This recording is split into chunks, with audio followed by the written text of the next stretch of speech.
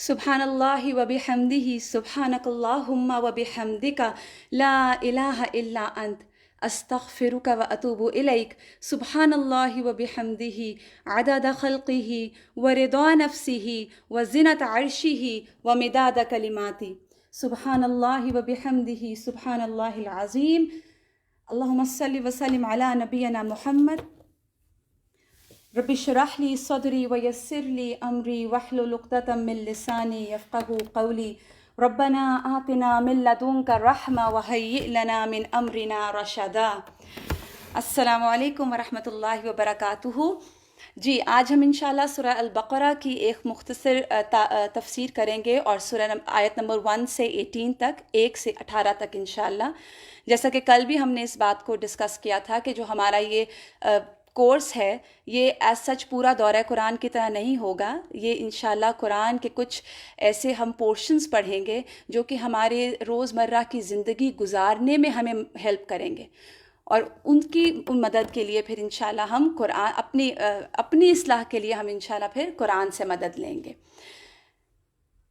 सूरह अल-बक़रा, सबसे पहले तो हम इसकी फ़जीलत पर बात करते हैं। हज़रत अबू हुरैरा रज़ी अल्लाह ताला अन्हु से रिवायत है कि रसूलुल्लाह सल्लल्लाहु अलैहि वसल्लम ने फरमाया, ला तजअलू बुयूतकुम मक़ाबिर, ना बनाओ अपने घरों को मकबरे कब्रें।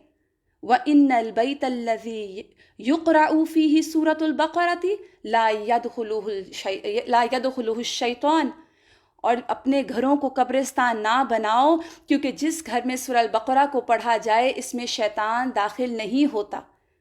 इसी तरह हज़रत अब्दुल्ला बिन मसूद से रिवायत है कि शैतान उस घर से भाग जाता है जिसमें वो सूरह अल-बक़रा को सुन लेता है।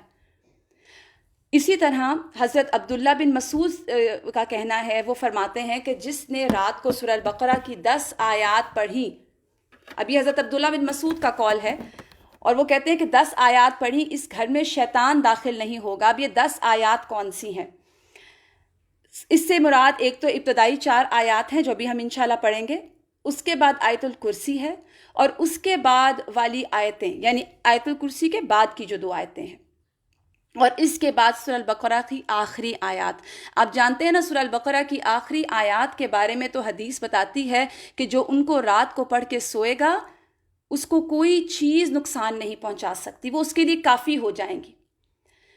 फिर एक और रिवायत में आता है कि इस दिन, जिस दिन उस शख्स ने ये सूरह अल-बक़रा को पढ़ा होगा, उस दिन उसके अहलो अयाल के करीब शैतान नहीं आएगा और ना कोई ऐसी चीज़ जो उसे नापसंद हो। और फिर ये इस तरह भी है कि अगर किसी मजनून पर पढ़ी जाए तो उसे अफाका होता है। जैसे किसी को अगर पैनिक अटैक्स होते हैं या किसी भी तरह की एकदम प्रॉब्लम में कोई आ जाता है तो सूरह अल-बक़रा फ़ायदा देती है।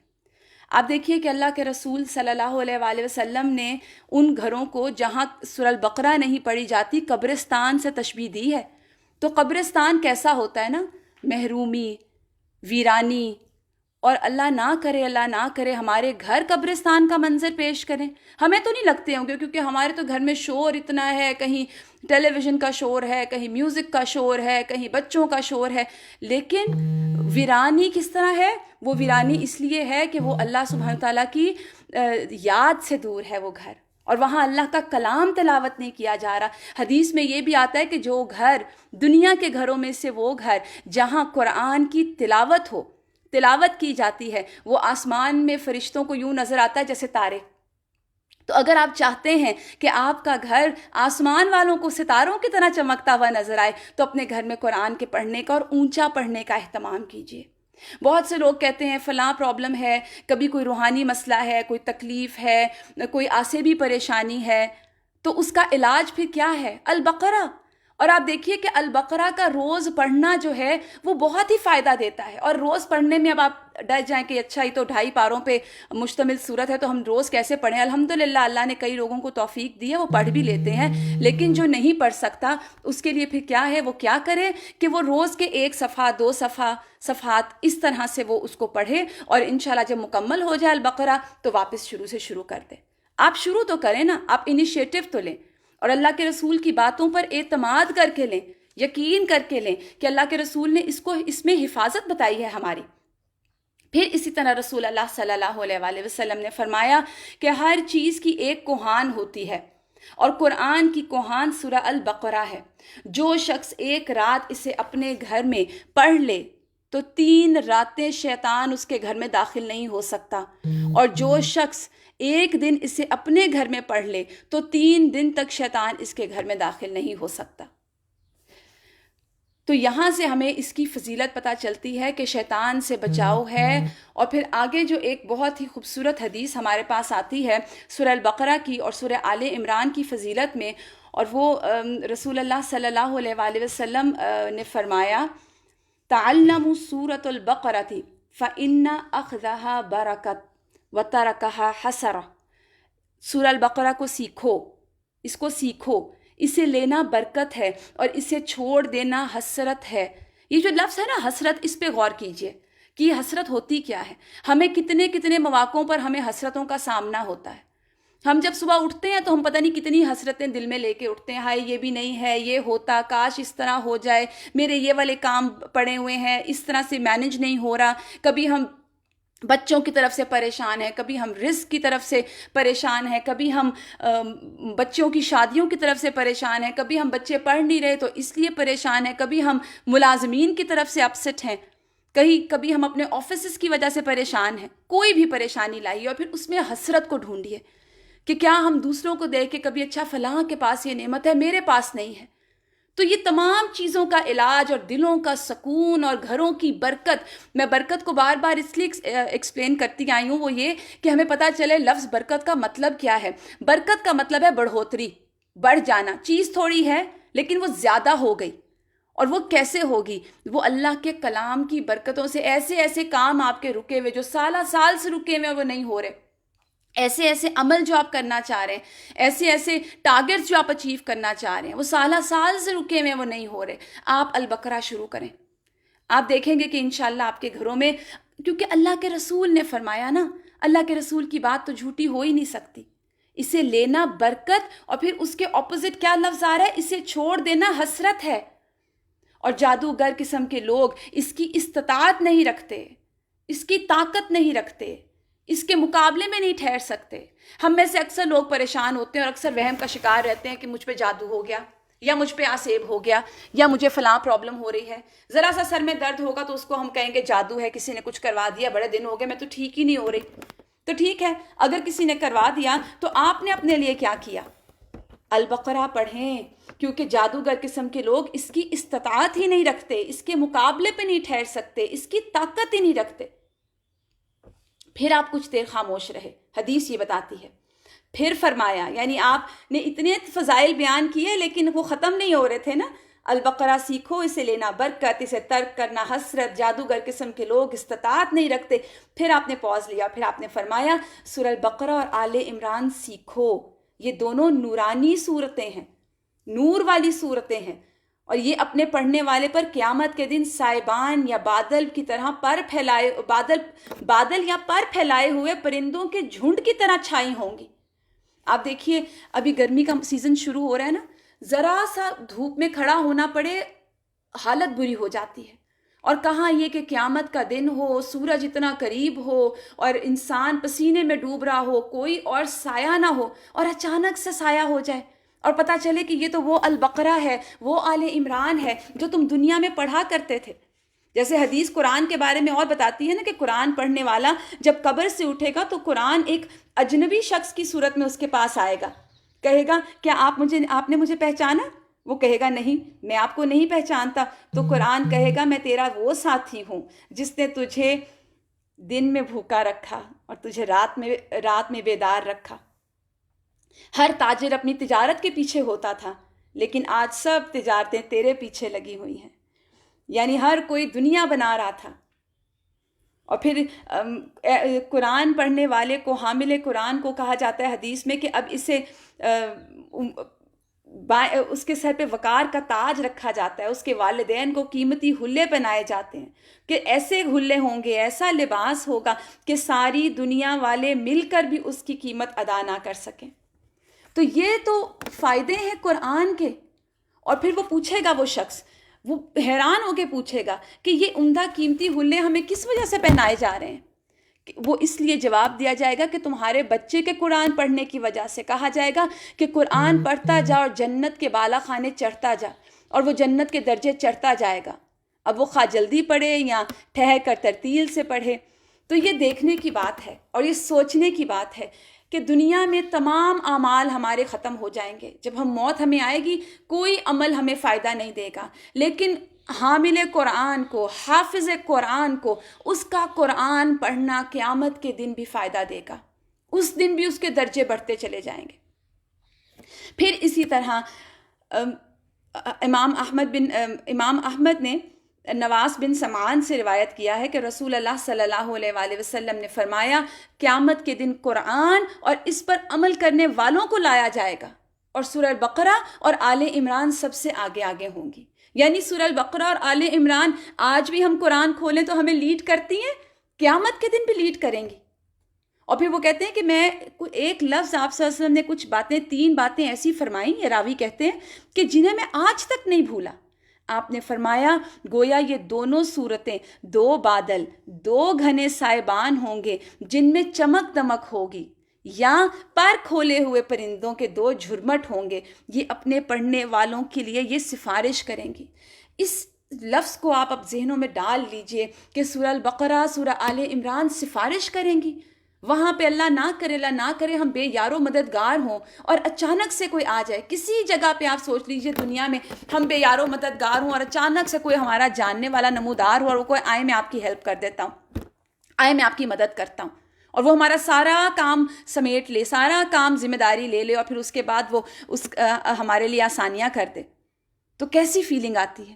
ایگزیکٹلی یہی فیلنگ ہوگی قیامت کے دن جب کوئی ماں اپنے بچے کو نہیں پہچانے گی، بچہ اپنے ماں کو نہیں پہچانے گا، باپ اپنے بیٹے کا نہیں بنے گا، سب کہیں گے اس کو پھینک دو جہنم میں، مجھے بچا لو، اور وہاں سورہ البقرہ، آل عمران سفارش کرنے آ جائیں گی۔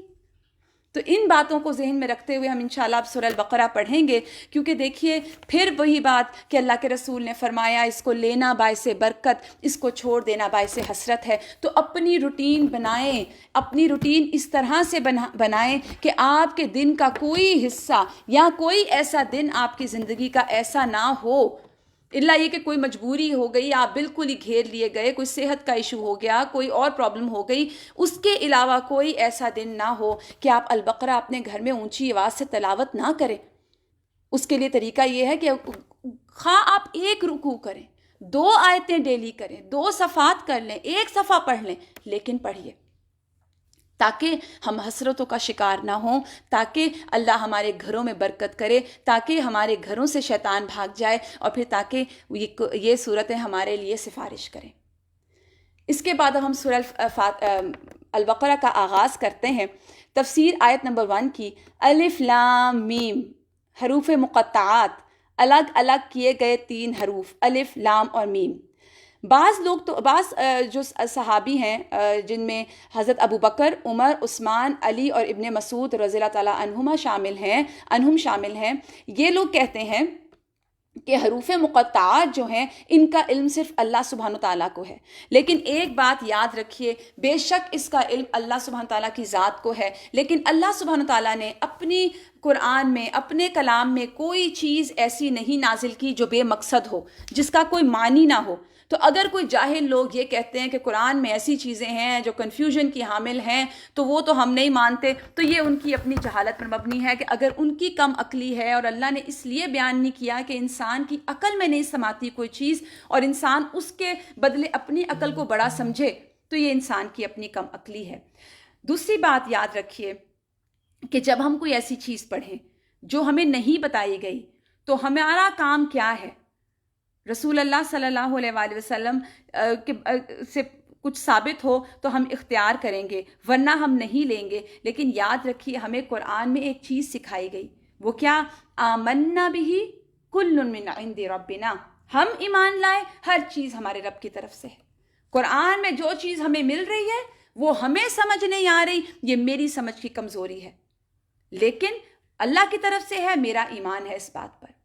پھر اس کے بعد آپ یاد رکھیے کہ اہل عرب جو تھے نا وہ زبان دان تھے، ان کی زبان اتنی بلیغ تھی اور اتنی وہ زیادہ علم اور نالج رکھتے تھے کہ وہ، اور زبان پر اتنا عبور تھا ان کو کہ وہ اپنے سوا سب کو گنگا کہتے تھے، عجمی۔ تو ایسے لوگ جو اتنے انٹلیکچل ہوں اور پھر اس کے بعد وہ رسول اللہ صلی اللہ علیہ وآلہ وسلم کے ہر لمحہ پیچھے ہوں کہ کوئی چیز ہم قرآن میں سے ایسی نکالیں جس سے ہم ان کو ٹارگٹ کر کے یہ کنفرم کر سکیں یا یہ ہم پروف کر سکیں کہ یہ قرآن سچا نہیں ہے، ہر وقت تو وہ اس طاق میں ہوتے تھے۔ تو کیسے ہو سکتا ہے کہ وہ یہ حروف مقطعات کو چھوڑ دیتے؟ لیکن کہیں ہمیں ہسٹری میں یہ چیز نہیں ملتی کہ بڑے سے بڑے ماہر زبان دان نے بھی اس کے اوپر آبجیکشن کیا ہو کہ یہ کیا حروف ہیں الگ الگ کیے ہوئے اور قرآن میں آئے۔ یہ ایک اسلوب بیان ہے۔ پھر ایک بہت ہی خوبصورت بات آپ اگر نوٹس کریں قرآن میں غور و فکر، کیونکہ ہم عموماً باقی تو ہر چیز میں غور و فکر کرتے ہیں، قرآن ہی عموماً ہماری نظروں سے رہ جاتا ہے، تھوڑا سا اگر غور کریں کہ جن صورتوں کے آغاز میں یہ حروف مقطعات آئے ہیں نا، اس کے بعد امیجیٹلی جو آیات آتی ہیں وہ قرآن کی برتری، قرآن کی معجزہ ہونا، قرآن کی عظمت کا ذکر کرتی ہیں۔ مثال کے طور پر الف لام میم ذالک الکتاب لا ریب فیہ، اسی طرح الف لام میم آل عمران میں اللہ لا الہ الا هو الحی القیوم نزل علیک الکتاب، اللہ نے آپ پر کتاب اتاری، بالحق، حق کے ساتھ، مصدقا لما بین یدی، وہ تصدیق کرنے والی ہے جو آپ سے پہلے کی چیزیں ہیں۔ پھر اس کے بعد ایک اور جگہ آتا ہے الف لام میم صاد کتاب انزل الیک، یہ ایک کتاب ہے جو آپ پر نازل کی گئی اور آپ کے دل میں کوئی تنگی نہ ہو، الاعراف میں آتی ہے۔ پھر الف لام را سورہ ابراہیم کا آغاز، اور آگے اگلی آیت آتی ہے کتاب انزلناہ الیک لتخرج الناس من الظلمات الی النور، یہ کتاب اس لیے آئی ہے تاکہ آپ لوگوں کو اندھیروں سے نکالیں، روشنی کی طرف لے کر آئیں۔ تو یہاں پر پھر اسی طرح سورہ حامیم السجدہ، حامیم تنزیل من الرحمن الرحیم، نازل کی گئی ہے کتاب رحمان اور رحیم کی طرف سے۔ پھر آگے آتا ہے سورہ الشورى میں عین سین قاف کذالک یوحی الیک والی الذین من قبلک، اسی طرح وحی کی ہم نے آپ کی طرف اور آپ سے پہلے ان لوگوں کی طرف۔ تو جہاں جہاں یہ حروف مقطعات آتے ہیں اس کے بعد فوراً قرآن کی عظمت کے اوپر بات کی جاتی ہے۔ تو اسی طرح اس کے علاوہ بہت سی آیات ہیں جن پہ غور کرنے سے پتہ چلتا ہے کہ ان لوگوں کا یہ قول صحیح ہے، اور یہ کلام جو ہے نا یہ الگ الگ کر کے لفظ بتائے گئے ہیں۔ تو یہ کہا گیا ہے کہ دیکھو یہ لفظ الگ الگ ہیں، جوڑو ان کو، اور اپنی روزمرہ کی گفتگو میں تم استعمال کرتے ہو، پھر سوچو کہ آخر ساری مخلوق اس کے مقابلے سے عاجز کیوں ہے۔ اور باقی یہ بات ہے کہ اللہ سبحانہ تعالیٰ ہی بہترین جانتے ہیں، واللہ عالم کہ ان کا مطلب کیا ہے۔ اس کے بعد ہم آیت نمبر 2 کی طرف چلیں گے، ذالک الکتاب۔ یا کل ہم نے سورہ الفاتحہ پڑھی، اور سورہ الفاتحہ میں ہم نے بہت زیادہ دعا کی اہمیت پر بات کی، اور اس میں ہم نے یہ بھی پڑھا کہ اہدنا الصراط المستقیم، ہم نے دعا مانگی نا، تو اس کے جواب میں اللہ سبحانہ تعالیٰ نے اگلی صورت میں سب سے پہلی بات کی کہ اچھا ہدایت چاہیے، ذالک الکتاب، تو یہ ہے کتاب، یہ ہدایت ہے، قرآن مجید مراد ہے ذالک الکتاب سے۔ لیکن کرنے کا کام، پہلا کام جو قرآن ہمیں بتاتا ہے وہ ہے لا ریب، ذالک الکتاب لا ریب، اس میں شک نہ کرنا۔ اور یہ شک کون سا ہے؟ ایسا شک جو انسان میں اضطراب پیدا کرے، جس سے انسان کو سکون نہ ملے کہ میں کدھر جاؤں، میں کس چیز کو مانوں، کیا میں ٹھیک کر رہا ہوں یا میں غلط کر رہا ہوں، ایسی کوئی کنفیوژن نہ ہو اس کے اندر، وہ بہت ہی کنفرم ہو، وہ بہت ہی کلیئر ہو، بہت ہی ثبات کے ساتھ وہ اس کے اوپر عمل کرے۔ تو لا ریب فی کے معنی ہے لا شک فی، اس قرآن میں کوئی شک نہیں ہے، اس میں کوئی کنفیوژن نہ ہو تمہیں۔ کیسا شک؟ کوئی ایسی کنفیوژن نہ ہو، کوئی نیگیٹو سوچ نہ ہو کہ یہ پتہ نہیں اللہ کی طرف سے آیا کہ نہیں آیا، اس کے نزول میں شک نہ ہو، نبی پر اترنے میں شک نہ ہو، نبی کے پہنچانے میں شک نہ ہو کہ پتہ نہیں ہم تک پورا پہنچا بھی کہ نہیں پہنچا۔ کیونکہ یاد رکھیے تمام کام اللہ سبحانہ تعالیٰ کی نگرانی میں ہو رہے تھے، ایسا نہیں تھا کہ یہ بس اللہ تعالیٰ نے جبرائیل کو دے دیا اور جبرائیل لے آئے، نہیں۔ تو یہاں پہ اللہ سبحانہ تعالیٰ نے کہا اچھا اہدنا الصراط المستقیم مانگتے ہو تو پھر سب سے پہلا کام تمہارے پاس کرنے کا کیا ہے کہ ذالک الکتاب ہے، یہ تمہارے پاس کتاب آ گئی، اب کرنے کا تمہارا کام ہے لا ریب فی، کیونکہ جتنا ریب ہوگا، جتنا شک ہوگا، اتنا ہم ماننے سے پیچھے ہٹتے جائیں گے۔ کفار جو تھے وہ کیوں نہیں مانتے تھے اللہ کے رسول کو، حالانکہ آپ صلی اللہ علیہ وسلم صادق اور امین مشہور تھے، مگر پھر بھی وہ یہ کہ وہ کہتے تھے کہ یہ قرآن جو ہے محمد صلی اللہ علیہ وآلہ وسلم نے خود گھڑ کے سنا دیا۔ پھر ایک اعتراض ایسا تھا، وہ کہتے تھے دوسرے عالموں سے سیکھ کر آ گئے ہیں۔ مگر دوسری طرف ان کو ایک اور پرابلم تھی، کیونکہ قرآن بات کر رہا تھا عقائد کے اوپر، سوچنے کی طرف لے کر آ رہا تھا، آخرت کی طرف بات کر رہا تھا، مر کے جی اٹھنے کی بات کرتا تھا، جزا اور سزا کی بات کرتا تھا۔ اور جب وہ یہ باتیں سنتے تھے تو وہ کنفیوژن میں چلے جاتے تھے کہ اچھا اگر اب ہم نہیں مانیں گے تو ہمارا کیا بنے گا پھر، لیکن مانتے بھی نہیں تھے۔ تو یہاں پر اللہ سبحانہ تعالیٰ نے پہلا عمل جو کہا قرآن کا وہ یہ کہ ذالک الکتاب لا ریب فیہ، اس میں کوئی شک نہ ہو، ایمان کا پہلا درجہ، ھدی للمتقین، یہ ہدایت ہے تقوی والوں کے لیے۔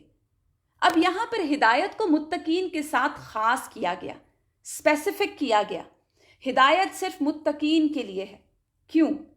اس لیے کیونکہ یہ لوگ وہ ہیں جو اللہ سے ڈرتے ہیں، اور کیسا ڈرتے ہیں کہ وہ اتنی شدید محبت رکھتے ہیں اپنے رب سے کہ وہ اس لیے نہیں ڈرتے کہ اللہ ان کو آگ میں پھینک دے گا یا ان کو سزا دے گا، یہ ایک الگ ایسپیکٹ ہے ڈرنے کا، لیکن وہ ڈرتے ہیں کہ میرا رب مجھ سے ناراض نہ ہو جائے، میں کوئی ایسا عمل نہ کروں کہ میرا رب مجھ سے ناراض ہو، میرا رب مجھ سے راضی رہے۔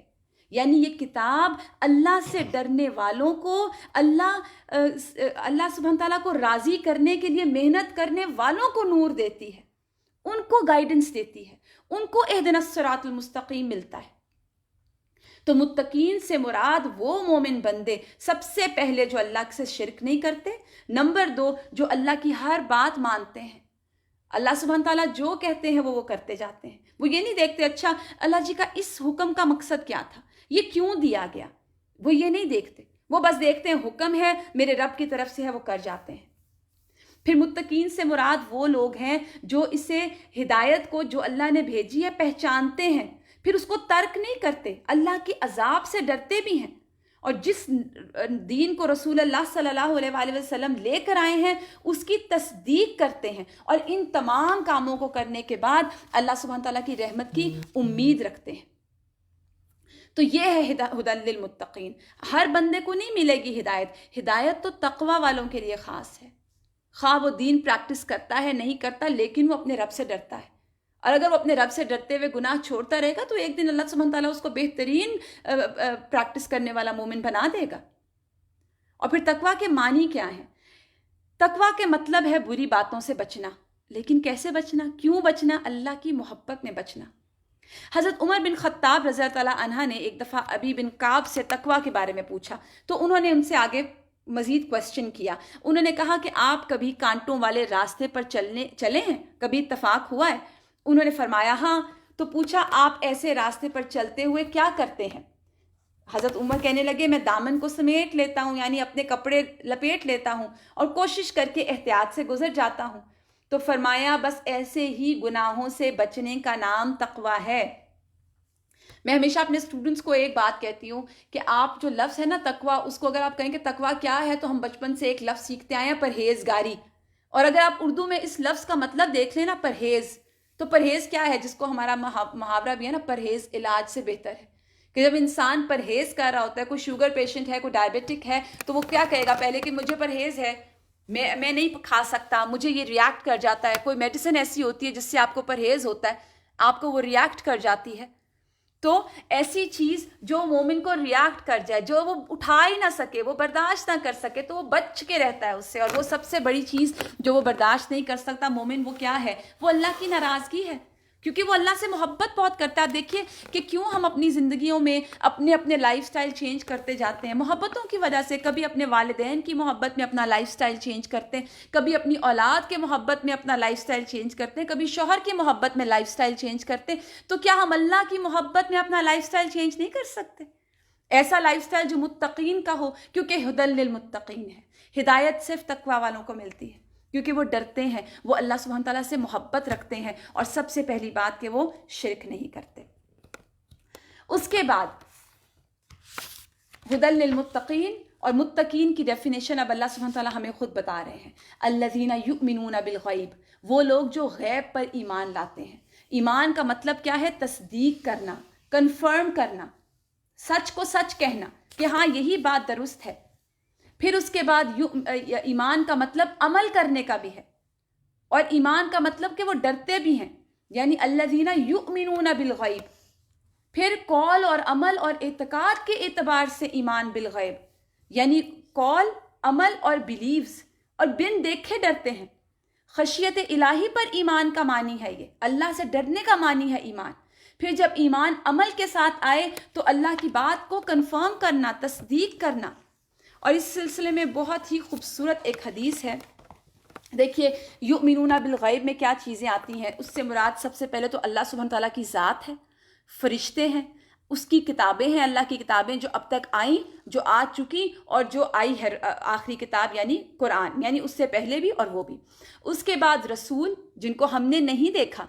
आप देखिए कि रसूल अल्लाह सल्लल्लाहु अलैहि वसल्लम के दौर में तो हज़रत ईसा तक के टाइम के लोग, ये हज़रत ईसा तक को लोगों ने नहीं देखा था, लेकिन रसूल अल्लाह सल्लल्लाहु अलैहि वसल्लम उनके दौर में आए।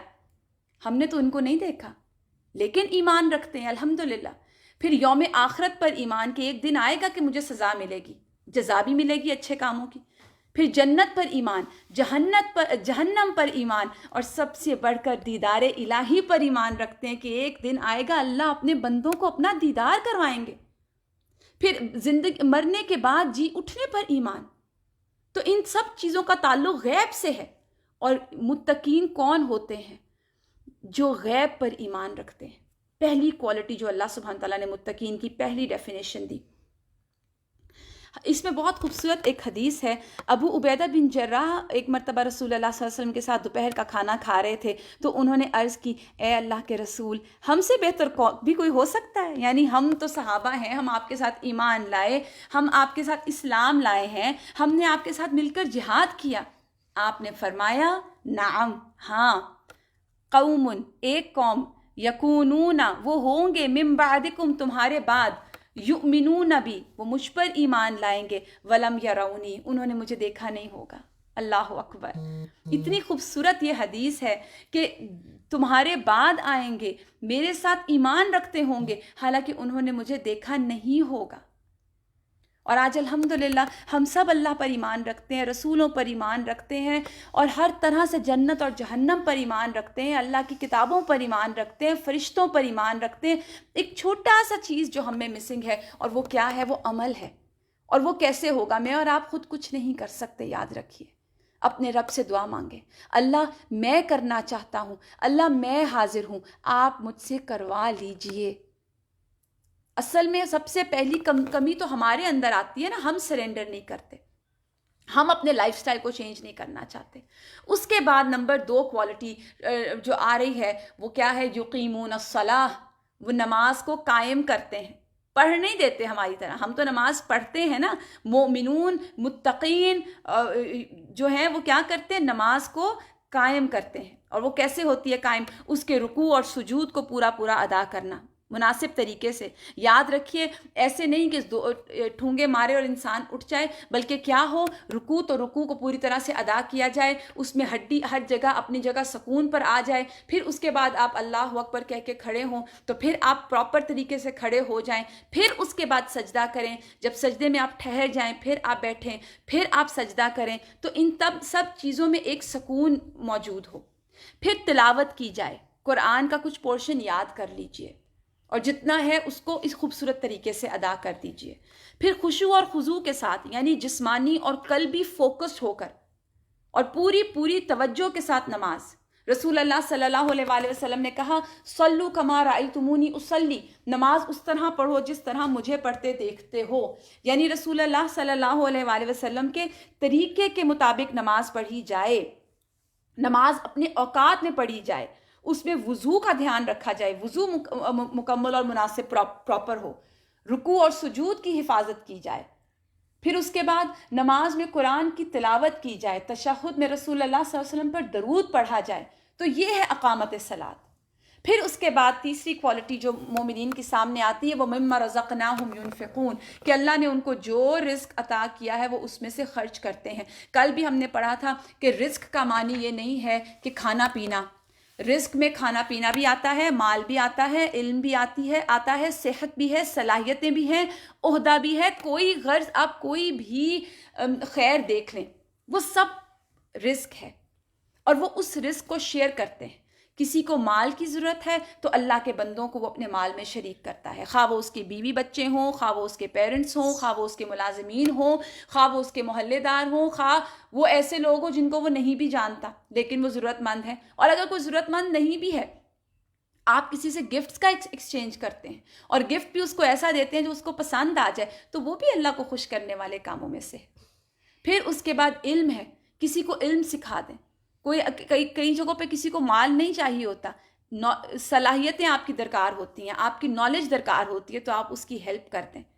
پھر صحت، یہ بھی اللہ کی طرف سے رزق ہے۔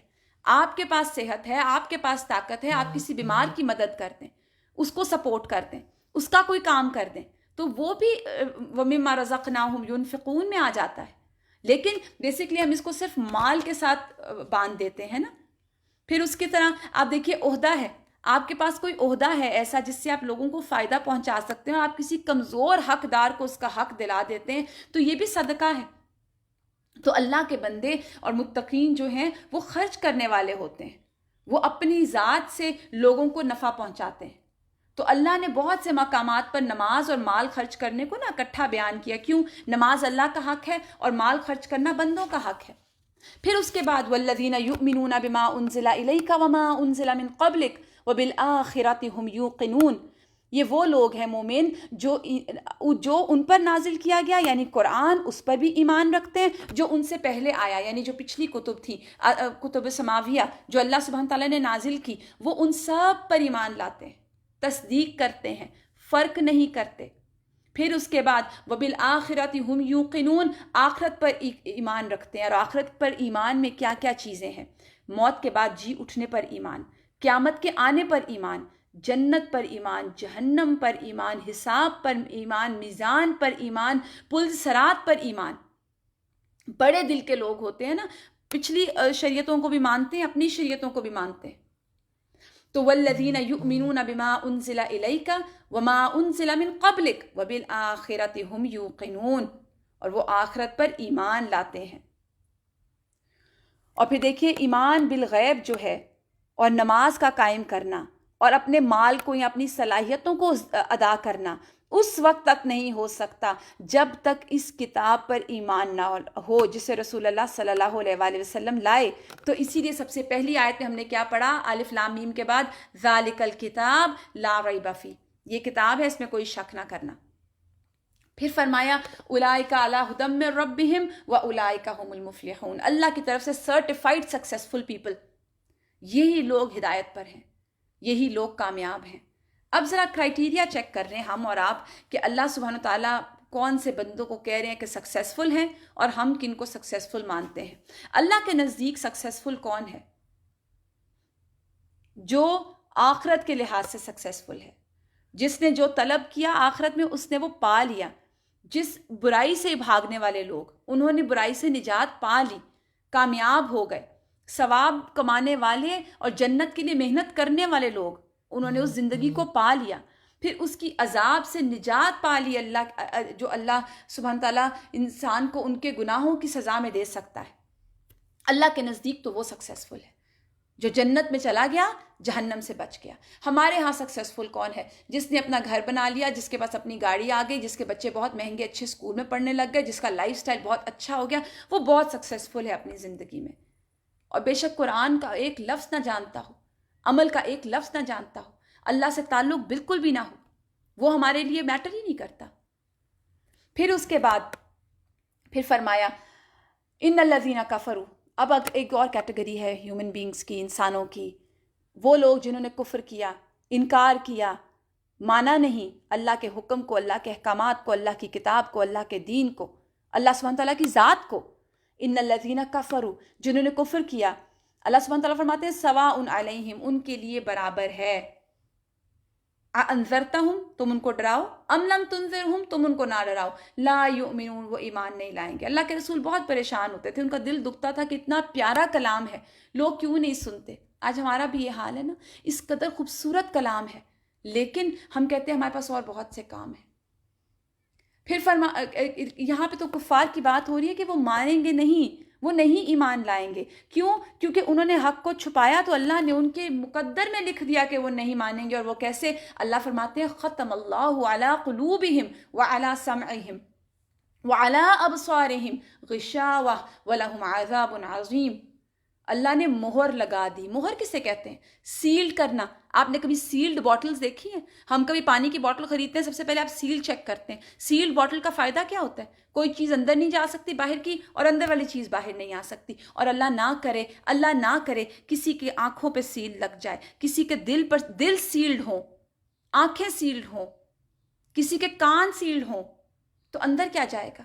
جو اندر گند اور غبار ہے وہ اندر ہی بند رہے گا، اور مزید کی کوئی انٹری نہیں ہو سکتی، اور ایگزٹ بھی کوئی نہیں ہے پھر. تو یہ ختم اللہ جو ہے نا، یہ ان کے انکار کی سزا ہے.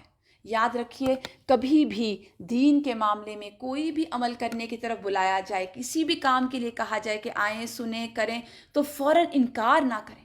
نہیں میں نہیں کر سکتی، یہ بڑا مشکل ہے. تہجد نہیں، وہ میرے لیے بڑا مشکل ہے، میں نہیں پڑھ سکتی. اچھا فلاں کام وہ نہیں، بڑا مشکل ہے. فجر کے لیے اٹھنا بڑا مشکل ہے. صدقہ کرنا ہاں نہیں، دیکھ کے دینا چاہیے. کوئی بھی بہانہ سوچیے، کوئی چیز سوچ لیجئے جس پہ ہم انکار کرتے ہیں، اس کو انکار کرنا چھوڑ دیں. آپ نہیں کر سکتے، آپ خاموش رہیں، اللہ سے توفیق مانگیں. اصل میں ہم سب کر سکتے ہیں، ہماری طلبوں میں کمی ہے، ہم اللہ سے مانگتے نہیں ہیں. ختم اللہ علی قلوبہم، ان کی سزا، ان کے انکار کی سزا ہے کہ اللہ نے سیل ہی کر دیا. اللہ نے ان کو چنا ہی نہیں، اللہ نے چاہا ہی نہیں کہ وہ ایمان لے کر آئیں. ان کے دلوں پہ پردے پڑ گئے، ان کی آنکھوں پہ پردے پڑ گئے. وَلَهُمْ عَذَابٌ عَظِيمٌ، ان کے لیے بہت بڑا عذاب ہے، عظیم عذاب ہے. اور وجہ کیا تھی؟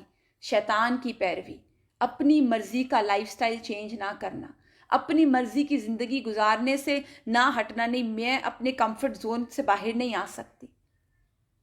گناہ دلوں کے اندر گھر کر گئے، اندر تک پہنچ گئے، اور پھر وہ جگہ صاف رہی ہی نہیں.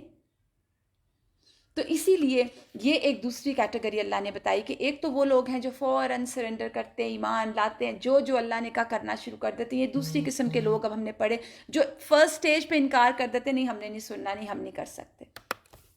اس کے بعد تیسری کیٹیگری، موسٹ امپورٹنٹ کیٹیگری، اور ہمیں اب خود کو خود چیک کرنا ہے کیونکہ یہ بہت ڈرانے والی کیٹیگری اب میں آپ کو سامنے رکھنے والی ہوں. وَمِنَ النَّاسِ، اور لوگوں میں سے کوئی ایسے ہیں، مَن یقول، جو کہتے ہیں آمنا، ہم ایمان لے آئے. لیکن اللہ تعالیٰ کہتے ہیں آمنا باللہ، ایمان لائے ہم اللہ پر، وبالیوم الآخر، یوم آخرت پر. لوگ ہیں جو کہہ رہے ہیں ہم ایمان بھی لائے اللہ پر بھی اور یوم آخرت پر بھی. وما ہم بمؤمنین، اللہ ویلڈ ہی نہیں دیتے، ان ویلڈیٹی، اللہ ویلڈ ہی نہیں کر رہے ان کے ایمان کو، اللہ ایکسیپٹ ہی نہیں کر رہے ان کے ایمان کو. اللہ فرماتے ہیں وما ہم بمؤمنین، کراس لگ گیا بڑا سا، یہ ایمان لانے والے ہیں ہی نہیں. یخادعون اللہ والذین آمنوا، وہ دھوکہ دیتے ہیں اللہ کو اور ایمان والوں کو. وما یخدعون الا انفسهم وما یشعرون، حالانکہ نہیں وہ دھوکہ دے رہے مگر اپنے نفسوں کو، اور وہ اس بات کا شعور بھی نہیں رکھتے. اب یہ منافقین کا ذکر ہو رہا ہے. دیکھیے منافق کون ہوتا ہے؟ منافق وہ ہے جو اپنی اچھائیاں لوگوں کے سامنے بیان کرے اور اپنے شر کو اندر چھپا لے. لوگوں کو کہے کہ میں تو ہوں ہی بہت اچھا، میرے اندر تو کوئی برائی ہے ہی نہیں. آج ہم اپنے آپ کو دیکھیں، اب اپنے ایک سٹیپ پہ اپنے آپ کو ہم دیکھتے جائیں. ہم جب کرٹیسائز کرتے ہیں، ہم لوگوں کی طرف ہماری انگلیاں ہوتی ہیں، اور پھر وہ جو محاورہ ہے نا بہت مشہور، یا وہ جو بات ہے کہ ایک انگلی دوسرے کی طرف کریں تو چار اپنی طرف ہوتی ہیں. ہم نے اپنے آپ کو نہیں دیکھنا، ہم نے دوسروں پر ہی انگلی اٹھا کے رکھنی ہے. نفاق کے معنی یہ ہے کہ خیر کو ظاہر کرے انسان، یعنی اپنی پرسنالٹی کے گڈ ایسپیکٹس کو ظاہر کرے اور اپنے متعلق جھوٹ کو چھپا جائے، شر کو چھپا جائے. اور یہ جو نفاق ہے نا، اس کی دو قسمیں ہیں. ایک تو اعتقادی نفاق کہ جو انسان کے اعتقاد کو ہی خراب کر دیتا ہے، تو وہ تو منافق ہمیشہ کے لیے جہنمی بن جاتا ہے. ایک ہے عملی نفاق، یعنی وہ عمل میں ہے، دل میں وہ اس اسلام پہ کو مانتا ہے، ایمان رکھتا ہے، ہر چیز کو مانتا ہے، لیکن عمل نہیں کرتا. یہ عملی نفاق ہے، یہ گناہ کبیرہ ہے، اور اس کے ساتھ جو ہے وہ اللہ تعالیٰ جو چاہے معاملہ کرے.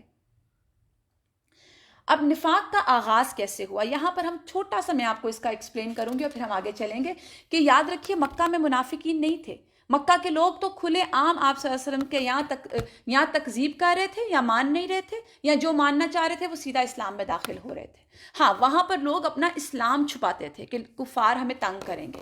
لیکن جب آپ صلی اللہ علیہ وسلم مدینہ آئے تو مدینہ میں کچھ لوگ تھے ایسے جو سردار بننے کے خواہش مند تھے، اور وہ سرداری ان کو ملنے والی بھی تھی. لیکن جب آپ صلی اللہ علیہ وآلہ وسلم مدینہ آ گئے تو کیا ہوا؟ آپ صلی اللہ علیہ وآلہ وسلم ہیڈ آف دا اسٹیٹ بن گئے. جب آپ ہیڈ آف دا اسٹیٹ بنے تو یہ چیز ان لوگوں کو بہت تکلیف دی اس چیز نے.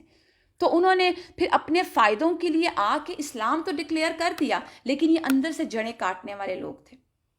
تو اللہ سبحانہ تعالیٰ نے آپ دیکھیں گے کہ ہم نے کتنی آیتیں پڑھی ہیں. شروع میں شروع کی آیتیں ہم نے کچھ پڑھی مومنین کے بارے میں، اس کے بعد ہم نے 4 آیتیں مومنین کے بارے میں ہیں، 1 سے 2 آیتیں جو ہیں وہ کافرین کے بارے میں ہیں، کیونکہ یہ سب لوگ کلیئر ہیں.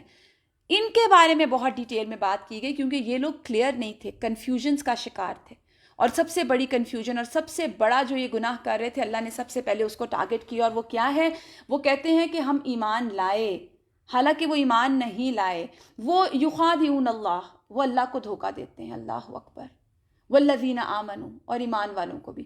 اللہ کو دھوکہ دینا کیا ہے؟ وہ اللہ اور مومنوں کو چکمہ دے رہے تھے کہ وہ اپنے دلوں میں کفر چھپاتے تھے اور سامنے سے زبان سے کہتے تھے کہ ہم بھی ایمان لائے. آپ دیکھیے انتہا درجے کی کم عقلی اور اللہ کو نہ جاننا. جو انسان اللہ کی معرفت رکھتا ہو نا، اس کو نہیں پتا کیا کہ میرا رب تو سمیع ہے، سب سے زیادہ سننے والا، العلیم ہے. وہ تو دلوں میں وہ چھپی ہوئی نیتیں بھی جانتا ہے، وہ دلوں میں آنے والے وسوسے، خیالات، ہر چیز سے واقف ہے. اور جو چیز آ چکی ہے وہ اس کو بھی جانتا ہے، اور جو ابھی آئے گی میرے دل میں، جو خیال آنے والا ہے، اللہ اس کو بھی جانتا ہے. اللہ کے علم کا کیا کہنا. اب یہ لوگ چونکہ اللہ سبحانہ تعالیٰ کی معرفت ہی نہیں رکھتے تھے اور انہوں نے کوشش بھی نہیں کی جاننے کی، تو یہ اپنی طرف سے جھوٹ بولتے اور سوچتے کہ ہمارے دل کی بات ہے نا، کسی کو کیا پتہ چلے گی. تو یخادعون اللہ والذین آمنوا، یہ اللہ کو دھوکہ دیتے ہیں اور ایمان والوں کو بھی دھوکہ دیتے ہیں. یعنی بظاہر لا الہ پڑھتے تھے لیکن ان کے دلوں میں کچھ اور ہوتا، اور چاہتے تھے کہ اپنے خونوں کو، اپنے مالوں کو، اپنی جانوں کو بچا لیں. اور پھر منافقین جو تھے وہ بڑے بد اخلاق بھی تھے. یہاں پر اللہ تعالیٰ یہاں پہ یہی بات کر رہے ہیں نا کہ یخادعون اللہ والذین آمنوا وما یخدعون الا انفسهم وما یشعرون. اللہ کہتے ہیں یہ تو مجھے دھوکہ تھوڑی دے رہے ہیں. اللہ کو، جو انسان سوچے کہ میں نے اللہ کو دھوکہ دے دیا، اس سے بڑا اپنا خود بے وقوف کون ہے جو سوچے کہ میں اللہ کو دھوکہ دے سکتا ہوں. اور یہ سوچ کون سوچ سکتا ہے؟ جو اللہ کی معرفت نہیں رکھتا ہو، جو اللہ کو جانتا نہ ہو، اللہ کی صفات نہ جانتا ہو. تو وما یخدعون الا انفسهم. اور پھر حدیث میں آتا ہے کہ یہ لوگ، جیسے میں نے ابھی آپ کو بتایا کہ بظاہر لا الہ پڑھتے لیکن دلوں میں کچھ اور ہوتا. منافقین جو تھے وہ مذاق بھی اڑاتے تھے. اللہ فرماتے ہیں فی قلوبہم مرض، ان کے دلوں میں بیماری ہے. فزادہم اللہ مرضا. وہ بیماری کون سی ہے؟ کوئی جسمانی بیماری نہیں تھی، شک کا مرض تھا، کنفیوژن کی بیماری تھی، دینی بیماری تھی، روح کی بیماری تھی، دل کی بیماری تھی. تو منافقین کا یہاں پہ جو ذکر کر کے جو مرض کی بات کی گئی کہ وہ اسلام کے بارے میں مرض میں مبتلا تھے اور وہ شک کا مرض تھا، تو اللہ نے ان کا مرض اور بڑھا دیا. بہت ڈرانے والی بات ہے کہ جب ہم کنفیوژنس کا شکار ہوں اور ہم ان کنفیوژنس کو دور نہ کر رہے ہوں، وہ دین سے متعلق ہوں، تو وہ بڑھتی ہی چلی جائیں گی. پھر یہاں مراد ان کے دلوں کا شک ہے. اللہ نے ان کی نجاست، شک کی نجاست میں اور اضافہ کر دیا. اور اس یہاں پر جو کہا گیا نا فزادہم اللہ مرضا، یہ بھی سزا کے طور پر ہوا کیونکہ وہ اپنے دلوں کو صاف ہی نہیں کر رہے تھے. اللہ فرماتے ہیں وَلَهُمْ عَذَابٌ عَلِيمٌ، ان منافقوں کے لیے دردناک عذاب ہے. بِمَا كَانُوا يَكْذِبُونَ. سب سے پہلی جو صفت بتائی گئی نا منافقین کی، وہ دھوکہ دینا اللہ اور اہل ایمان کو. اور نمبر 2 یہاں پر آ رہی ہے بما کانوا یکذبون، اور یہاں تو سزا ساتھ آ رہی ہے، پیچھے سزا نہیں آ رہی. اللہ کہہ رہے ہیں کہ جانتے نہیں ہیں اس لیے ایسے کر رہے ہیں، سزا مینشن نہیں ہے. یہاں تو کہا گیا لہم عذاب علیم. آپ جانتے ہیں عذاب علیم کیا ہے؟ جو درد میں بھی بہت شدید ہو، تکلیف بھی بہت زیادہ ہو اور مسلسل ہو، جس میں بریک نہ آئے. تو وَلَهُمْ عَذَابٌ عَلِيمٌ. اور وہ کیوں ہے عذاب علیم؟ بما کانوا یکذبون، کیونکہ وہ جھوٹ بولتے تھے. یہاں منافقین کی دوسری صفت جو ہے وہ جھوٹ بولنا ہے. دیکھیے جو جھوٹ ہے نا، اللہ سبحانہ تعالیٰ اس کے بارے میں قرآن میں سورہ زمر میں کہتے ہیں ان اللہ لا یہدی من ہوا کاذب کفار، اللہ کسی جھوٹے اور منکر حق کو ہدایت ہی نہیں دیتا۔ جھوٹ ہدایت کی راہ میں رکاوٹ ہے۔ اسی طرح حدیث میں آتا ہے، رسول اللہ صلی اللہ علیہ وآلہ وسلم نے فرمایا، بے شک سچ آدمی کو نیکی کی طرف لے کے جاتا ہے، نیکی جنت کی طرف لے کے جاتی ہے۔ آدمی سچ بولتا رہتا ہے یہاں تک کہ وہ صدیق کا مرتبہ حاصل کر لیتا ہے، اور بے شک جھوٹ آدمی کو برائی کی طرف لے کر جاتا ہے، برائی جہنم کی طرف لے کے جاتی ہے۔ آدمی جھوٹ بولتا رہتا ہے یہاں تک کہ وہ اللہ کے ہاں جھوٹا لکھ لیا جاتا ہے۔ ایک مرتبہ جھوٹ بولا، وہ جھوٹ میں ہی پکا ہوتا گیا، اتنا پکا ہوا کہ اللہ کے ہاں جھوٹا لکھ لیا جائے کوئی شخص۔ پھر اس کے بعد سیدنا عقبہ بن عامر سے روایت ہے کہ میں نے کہا، اے اللہ کے رسول، نجات کا ذریعہ کیا ہے صلی اللہ علیہ وآلہ وسلم؟ آپ نے فرمایا، اپنی زبان کو قابو میں رکھو۔ یہ قابو میں رکھنے کو کیوں کہا گیا؟ کیونکہ جتنی زبان چلتی ہے اتنا کئی دفعہ جھوٹ بھی بولا جاتا ہے۔ اپنی زبان کو قابو میں رکھو، اپنے گھر میں رہو اور اپنے گناہوں پر رو، اور آج تو اس کی بہت ضرورت ہے نا۔ اب دیکھیے، تو حدیث میں کہا گیا اپنے گھروں میں رہو، وہ آج کل ہم کہتے ہیں نا اسٹے ہوم اسٹے سیف، یہ وہی بات ہے، اور اپنے گناہوں پر رو، اور آج تو یہ کرنے کی بہت ضرورت ہے۔ پھر اس کے بعد سیدنا ابو ہریرہ سے روایت ہے، نبی کریم صلی اللہ علیہ وآلہ وسلم نے فرمایا، منافق کی علامتیں 3 ہیں۔ اب وہ 3 علامتوں کو چیک کریں ذرا، ہم سب اپنے اندر ڈھونڈیں ان کو، میں اپنے اندر ڈھونڈوں، آپ اپنے اندر دیکھیے۔ منافق کی علامتیں 3 ہیں، جب بات کرے تو جھوٹ بولے، جب وعدہ کرے تو خلاف کرے، جب اس کو امانت دی جائے تو خیانت کرے۔ اور پھر اسی طرح سیدنا عبداللہ بن عامر سے روایت ہے، وہ کہتے ہیں کہ میری ماں نے مجھے ایک دن بلایا، دور سے بلایا، چھوٹے بچے تھے، تو رسول اللہ صلی اللہ علیہ وآلہ وسلم ہمارے گھر بیٹھے ہوئے تھے، انہوں نے کہا ادھر آؤ میں تمہیں ایک چیز دوں گی۔ تو رسول اللہ صلی اللہ علیہ وآلہ وسلم نے ان سے پوچھا تم نے کیا دینے کا ارادہ کیا ہے؟ انہوں نے کہا میں اس کو کھجور دوں گی۔ تو آپ صلی اللہ علیہ وآلہ وسلم نے فرمایا اگر تم اس کو کچھ نہ دیتی تو تمہارے اوپر ایک جھوٹ لکھا جاتا۔ اب آپ اس حدیث کے اوپر اپنے آپ کو چیک کریں، میں بھی اپنے آپ کو چیک کروں کہ ہم بچوں سے کس کس طرح جھوٹ بولتے ہیں۔ ہم اپنی مٹھی بند کر لیتے ہیں، ہم کہتے ہیں آؤ میرے پاس، اور پھر آؤ پاس، دیکھو دیکھو دیکھو کچھ بھی نہیں۔ تو اس طرح وہ غیر محسوس طریقے سے اتنی ارلی ایج پر جھوٹ سیکھتے ہیں کہ وہ بڑے ہو کے پکے جھوٹے بن جاتے ہیں۔ اور جھوٹ منافق کی پکی صفت ہے، پہلی صفت ہے دھوکے کے بعد۔ اور پھر آپ دیکھیے ہمارے بچے جب سٹوریز بناتے ہیں، جھوٹی سٹوریز، اور وہ لمبی لمبی ان سٹوریز کو ڈیٹیل میں بتاتے ہیں اور ہم ان کو انجوائے کرتے ہیں۔ ہم کبھی بچوں کو ڈسکریج نہیں کرتے کہ بیٹے اس سٹوری میں یہ کب ہوا، یہ کہاں ہوا، واقعی ایسا ہوا۔ ہم بہت انجوائے کرتے ہیں، اور وہ بچے تو بچے ہیں نا، پلین پیپرز، اور ہم ان پہ جو چاہے لکھ دیں، خالی سلیٹیں ہیں، جو مرضی بنا دیں ان کو، جھوٹا چاہیں جھوٹا بنا دیں، وبال تو ہم پر ہی آئے گا۔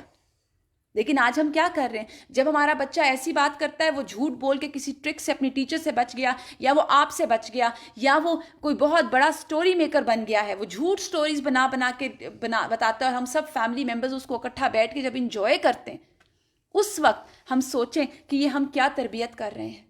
کل کو بچوں کا قصور جو بھی ہے اس میں زیادہ قصور ہمارا اپنا ہے۔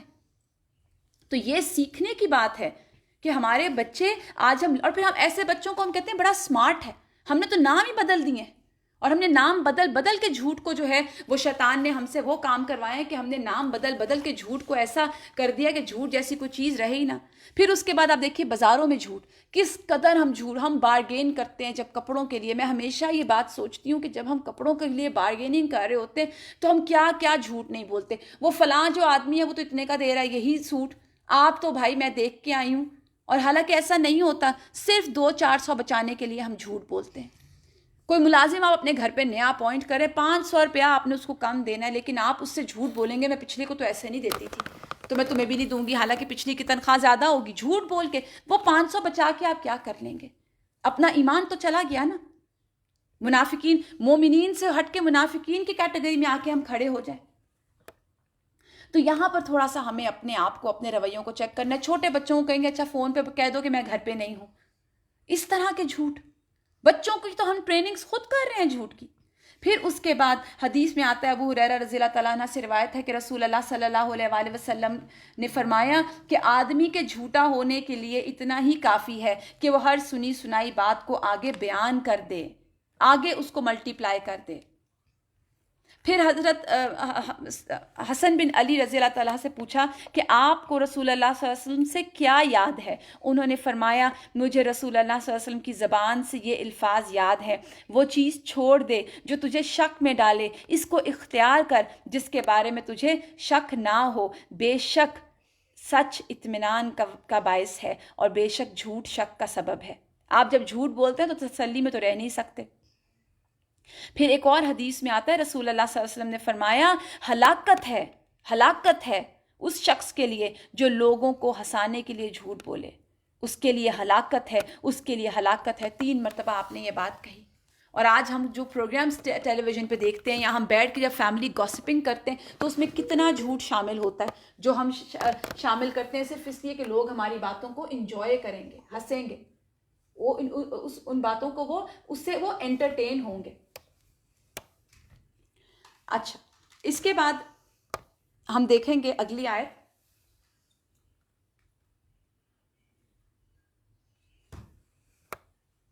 جی، تو یہاں پہ کہا گیا وَلَهُمْ عَذَابٌ عَلِيمٌ، عذاب علیم کی وجہ بتائی گئی کیونکہ وہ جھوٹ بولتے ہیں۔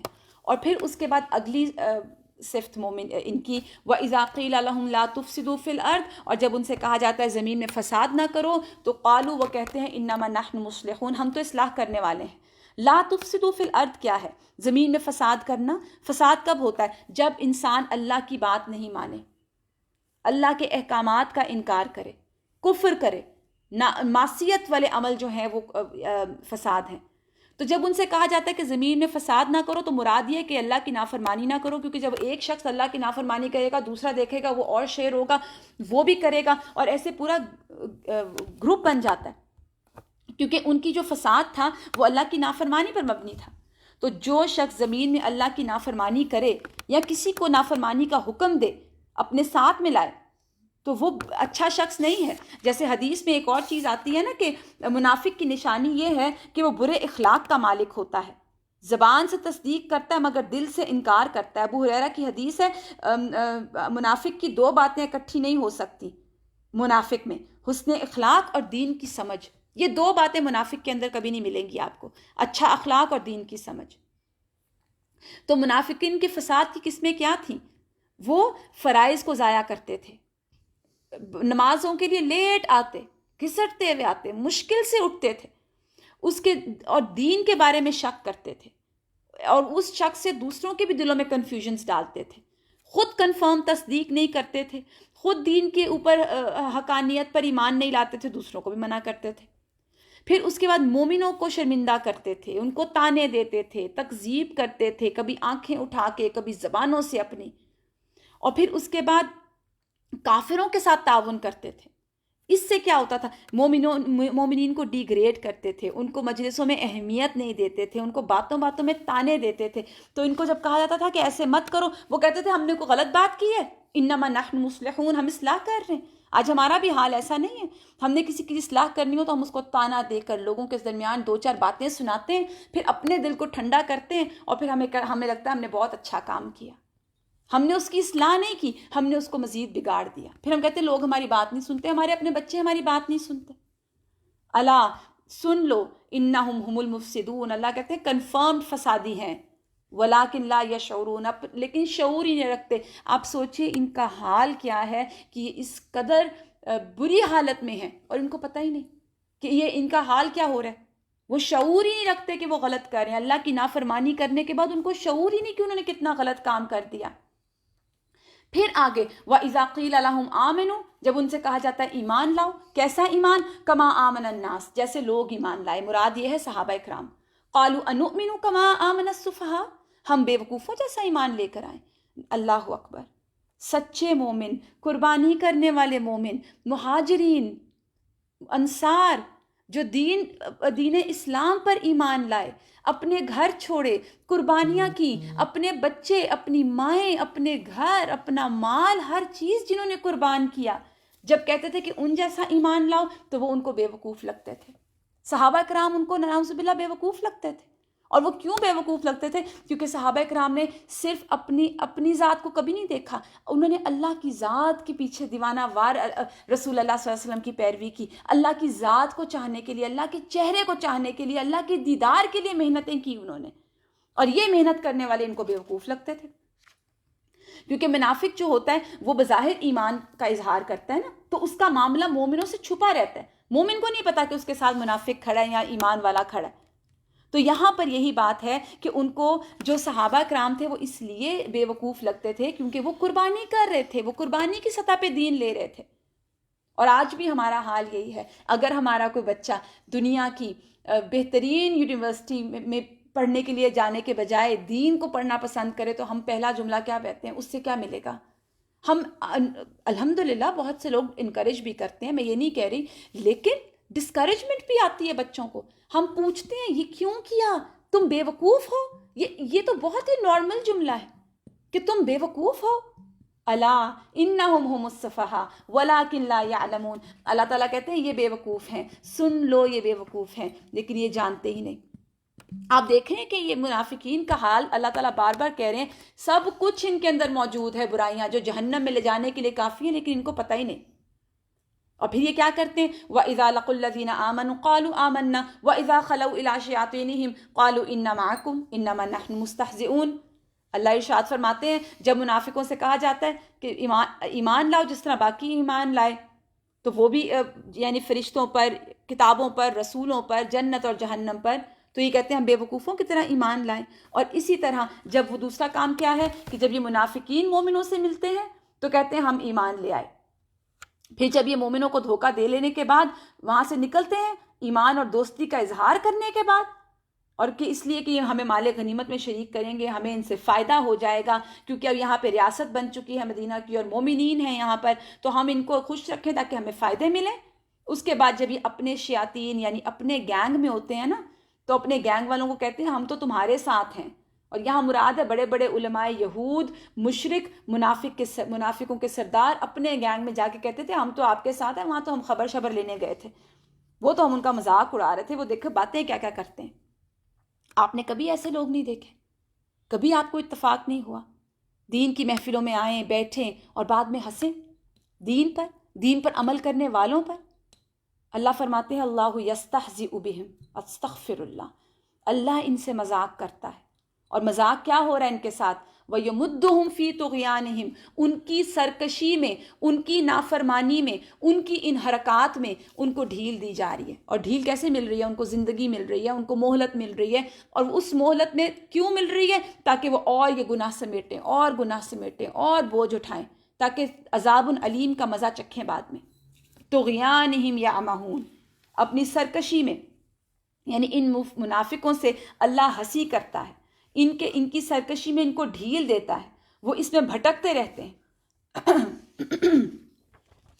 پھر اس کے بعد فرمایا اولئک الذین اشتروا الضلالۃ بالہدی، یہ وہ لوگ ہیں جنہوں نے دلالت، گمراہی خرید لی، ایکسچینج کر لی ہدایت کے بدلے، ہدایت بیچ دی اور گمراہی لے لی، گھٹیا چیز لے لی اور جو بہترین اور کامیاب کرنے والی چیز تھی اس کو چھوڑ دیا۔ اللہ فرماتے ہیں فما ربحت تجارتہم وما کانوا مہتدین، ان کو کوئی فائدہ نہیں دے گی، ان کی یہ کمائی ان کو کوئی فائدہ نہیں دے گی۔ منافقین نے ہدایت چھوڑ کے گمراہی لے لی، ہدایت کے بدلے پر گمراہی خرید لی، تو ان میں کوئی فرق نہیں، جبکہ ان میں کچھ لوگ تو ایسے تھے جنہیں ایمان حاصل ہو گیا تھا مگر ایمان لانے کے بعد پلٹ گئے۔ تو یہاں پر جو بات ہے ڈرانے والی وہ یہ کہ انسان کی عقل پر ایسے پردے پڑ جائیں، انسان کی مت ایسے ماری جائے کہ انسان نیکی کو چھوڑ کر بدی خرید لے، ہدایت کو چھوڑ کر گمراہی خرید لے۔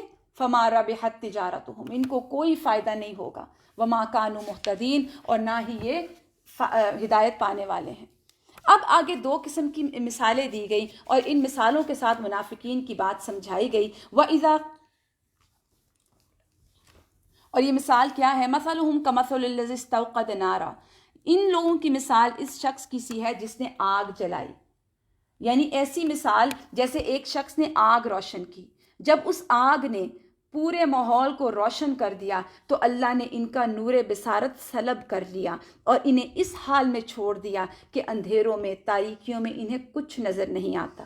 کیا مطلب ہے اس کا؟ یعنی ان کی مثال منافقین کی ایسی ہے جیسے ایک شخص نے آگ روشن کی، اور آگ سے مراد کیا ہے؟ اسلام کا نور پھیلایا، قرآن کا نزول ہوا، قرآن آیا، رسول اللہ صلی اللہ علیہ وآلہ وسلم وہ شخص ہیں جن پر قرآن کا نزول ہوا، اور پھر ساری چیزیں نظر آنے لگ گئیں، اندھیرے اور روشنی الگ الگ ہو گئی، دین اسلام کے نور میں اچھائی اور برائی واضح ہو گئی۔ تو جب ماحول روشن ہو گیا تو کیا ہوا؟ ان کی روشنی چلی گئی۔ کیوں؟ کیونکہ ان کو دنیا کی زندگی اور دنیا کی خواہشوں نے اندھا کیا ہوا تھا۔ روشنی ہے، روشنی از دیر، لیکن ان کو کچھ نظر نہیں آ رہا۔ سورج نکلا ہوا ہے مگر ان کو فائدہ نہیں آ رہا۔ قرآن کا نور ہے، اپنی غلطیاں اس میں نظر آنے لگتی ہیں انسان کو، مگر جو لوگ صرف زبان کے دعوے کرتے ہیں نا اور حماقت میں مبتلا رہتے ہیں، جو حق کے مطابق اپنے آپ کو نہیں بدلتے بلکہ وہ کہتے ہیں حق ہماری مرضی کے مطابق بدلے، جس کو ان ادر ورڈز ہم کہتے ہیں نا خود کو نہیں بدلتے، قرآن کو بدل دیتے ہیں۔ وہ چاہتے ہیں قرآن ہماری مرضی کا ہو جائے، ہم قرآن کی مرضی پہ اور اللہ کی مرضی پہ نہ چلیں، تو ایسے لوگوں کا نور لے لیا جاتا ہے۔ تو یہ مثال بہت سیکھنے کی ہے کہ یہ وہ لوگ ہیں جنہوں نے ہدایت کے بدلے گمراہی کیسے خریدی، کہ جب ایک شخص نے آگ روشن کی اور اس روشن آگ نے سارے ماحول کو روشن کیا تو یہ اندھے ہو گئے، ان کو نظر نہیں آیا اور تاریکیوں میں رہ گئے۔ پھر اگلی مثال، یہ اللہ سبحانہ تعالیٰ فرماتے ہیں یہ بہرے ہیں، گونگے ہیں، اندھے ہیں، سمن، بکمن، عمیون، یہ ساری چیزیں کیا ہیں؟ کان، آنکھ اور منہ، یہ ہماری کمیونیکیشن کے ذرائع ہیں نا۔ اللہ سبحانہ تعالیٰ کہتے ہیں کہ بہرے، گونگے اور اندھے ہو گئے، فہم لا یرجعون، کہ اب یہ نہیں پلٹیں گے۔ کان ہے، سنائی نہیں دیتا، آنکھ ہے، دکھائی نہیں دیتا اس سے، دل ہے، سوچتے کچھ نہیں۔ یعنی یہ تمام ذرائع جو ہیں اللہ نے کمی نہیں کی تھی، اللہ نے ان کو ایک ایک چیز عطا کی، مگر انہوں نے کیا کیا؟ انہوں نے اس سے فائدہ نہیں اٹھایا۔ حدیث میں آتا ہے 4 خصلتیں ایسی ہیں جس میں وہ پکا اور خالص منافق ہے، اور جس میں ان میں سے کوئی ایک ہو تو اس میں نفاق کی خصلت موجود ہے، حتیٰ کہ وہ اس کو چھوڑ دے۔ نمبر 1، جب اس کے پاس امانت رکھی جائے تو خیانت کرے، بات کرے تو جھوٹ بولے، وعدہ کرے تو خلاف کرے، جھگڑا کرے تو حق اور ناحق کا لحاظ نہ کرے، فسق اور فجور پہ اتر آئے۔ پھر اسی طرح دلوں کی اقسام بھی، ابھی میں نے آپ کو بتایا نا کہ سمن، بکمن، عمیون ہیں، گنگے، بہرے، اندھے۔ اللہ نے دل بھی دے دیا، آنکھیں بھی دے دی، کان بھی دے دیے، سارے ذرائع موجود ہیں، مگر وہ آواز ہے کہ وہ کانوں سے ٹکرا کے پلٹ جاتی ہے، وہ آنکھیں ہیں کہ وہ آنکھیں دیکھ کے دل پہ اثر نہیں لیتی، وہ دل ہے کہ وہ سن کے بدلتے نہیں۔ حیوانوں والی زندگی ہے نا، حیوانوں کے پاس بھی کان ہیں، آنکھیں ہیں، دل ہے، لیکن وہ سمجھتے نہیں۔ پھر دل 4 قسم کے ہوتے ہیں۔ نمبر 1، بری خصلتوں سے، یعنی صاف دل جس میں چراغ کی طرح ایمان کا نور ہوتا ہے، وہ دل جس پر مضبوطی کے ساتھ غلاف بندھا ہو۔ پھر ایک دوسرا دل ہوتا ہے جس پہ مضبوطی کے ساتھ غلاف بندھا ہو، جس کے اندر کچھ نہ جائے، وہ جیسے کافرین کہتے تھے۔ تیسرا وہ جو الٹا دل ہو، اور چوتھا وہ جو دل 2 رخا ہو۔ صاف اور شفاف دل مومن کا ہے، اس کا چراغ اس کا نور ہے۔ غلاف میں لپٹا ہوا دل سے مراد کافر کا دل ہے، الٹے دل سے مراد منافق کا دل ہے جو جاننے بوجھنے کے باوجود انکار کرتا ہے، 2 رخا بندہ۔ تو اب اس کے بعد اللہ تعالیٰ ایک اور مثال کے ساتھ بات کرتے ہیں، ہم اسی کے ساتھ وائنڈ اپ بھی کریں گے انشاءاللہ، کہ ان کی مثال اس طرح ہے کہ آسمان سے زور کی بارش ہو رہی ہے۔ زور کی بارش سے مراد کیا ہے؟ یہاں پر اللہ سبحانہ تعالیٰ کے دین کی تعلیمات آ رہی ہیں، وحی آ رہی ہے، قرآن روز بروز نازل ہو رہا تھا، اس کے ساتھ اندھیری گھٹا اور کڑک اور چمک ہے۔ اندھیری گھٹا اور کڑک اور چمک کیا ہے؟ دین اسلام کے احکامات، جو کچھ لوگوں کے لیے تو بڑے آسان تھے کیونکہ ان کو اللہ سے اتنی محبت تھی کہ وہ سنتے تھے، سمعنا واطعنا، ہم نے سنا ہم کر لیں گے، اور یہ چونکہ اپنا کمفرٹ زون توڑنا نہیں چاہتے تھے، اپنا لائف سٹائل نہیں چھوڑنا چاہتے تھے، تو یہ کیا کرتے تھے کہ ہم سے نہیں ہوگا، تو یہ ان کے لیے کڑک چمک اور دھماکوں کی طرح وہ دین کی باتیں آتی تھیں ان کے اوپر، تو یہ بجلی کے کڑاکے سن کر اپنی جانوں کے خوف سے کانوں میں انگلیاں ٹھوس لیتے ہیں، یعنی کانوں میں انگلیاں ٹھوس لیتے ہیں، بھاگ جاتے ہیں، کرنا ہی نہیں چاہتے۔ ان منکرین حق کو اللہ ہر طرف سے گھیرے ہوئے ہے۔ اللہ سبحانہ تعالیٰ کہتے ہیں واللہ محیط بالکافرین، اللہ ان کو گھیرے ہوئے ہے، اللہ ان کو گھیرے ہوئے ہے۔ یعنی یہ اللہ سے بچ کے کہیں جا نہیں سکتے، نہیں مانتے نہ مانیں، نہیں عمل کرنا چاہتے نہ عمل کریں، نہیں اپنے کمفرٹ زون کو، اپنے لائف سٹائل کو بدلنا چاہتے نہ بدلیں، لیکن پھر کل کیا ہوگا؟ الٹیمیٹلی اللہ سبحانہ تعالیٰ کی ذات ہوگی اور وہیں جواب دینا ہوگا، اللہ کے آگے پیش ہونا ہوگا، اور پھر وہاں اللہ پوچھے گا کہ میں نے اپنی کتاب دی تھی، میں نے دین دیا تھا، تم نے اس کے ساتھ کیا کیا؟ ہم سب کو بہت زیادہ اس کے اوپر سوچنے کی اور اس کے ساتھ محنت کرنے کی ضرورت ہے کہ اس قرآن اور اس دین کے ساتھ ہمارا معاملہ کیا ہے؟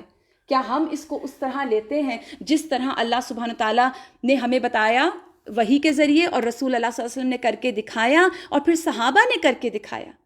ہم اپنی محبتوں کو چیک کریں کہ ہم اللہ سبحانہ تعالیٰ کے لیے، اللہ کی محبت میں، اللہ کی رضا کے لیے، اللہ کو خوش کرنے کے لیے وہ کون سی ایسی باتیں ہیں جو اللہ کو ناراض کرنے والی ہیں، ان کو چھوڑنے کے لیے تیار ہیں، اور وہ کون سی ایسی باتیں جو اللہ کو راضی کرنے والی ہیں ان کو اپنانے کے لیے تیار ہیں۔ آج آپ کے سامنے 3 کیٹیگری جو ہے انسانوں کی وہ کلیئر میں نے بتا دی، جو اللہ سبحانہ تعالیٰ نے ہمیں سب سے پہلے قرآن میں بتائی: مومنین، کافرین اور منافق۔ ہم سب اس میں اپنے آپ کو تلاش کریں۔ اللہ سبحانہ تعالیٰ آپ سب سے راضی ہو، آپ سب کے لیے آسانیاں کرے، آپ سب کو اپنی حفاظتوں میں رکھے، اور آپ سب کو اور مجھے عمل کی توفیق دے۔ اور اس کے ساتھ ہی ہم تلاوت سنتے ہیں سورہ البقرہ کی۔